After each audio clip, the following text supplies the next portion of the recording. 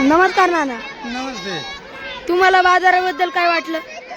शाळेतल्या मुलांनी किंवा शाळेतल्या शिक्षकांनी मुलांना एक व्यावसायिक शिक्षण मिळावं त्याच्याकरता ही बाजारची संकल्पना या ठिकाणी मांडलेली आहे.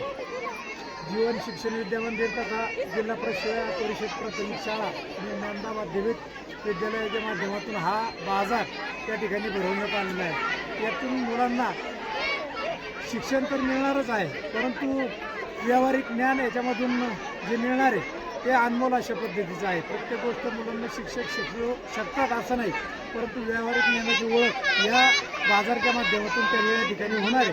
त्याच पद्धतीनं जो शेतीमाल शेतकऱ्याच्या घरी विकला जातो, घरी पिकला जातो, तो शेतीमाल मुलांनी आणून या ठिकाणी विकल्यानंतर त्यांना त्या ठिकाणी स्वावलंबनाचे धडेसुद्धा मिळणार आहे. यामुळं या बाजारच्या उपक्रमाला अनन्यसाधारण अशा पद्धतीचं महत्त्व आहे. धन्यवाद.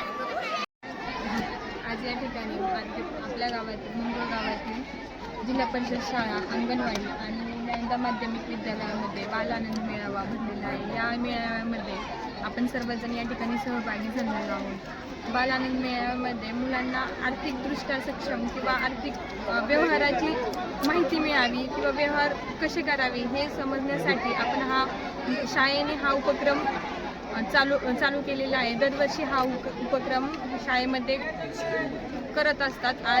आज या ठिकाणी हा उपक्रम चालू आहे.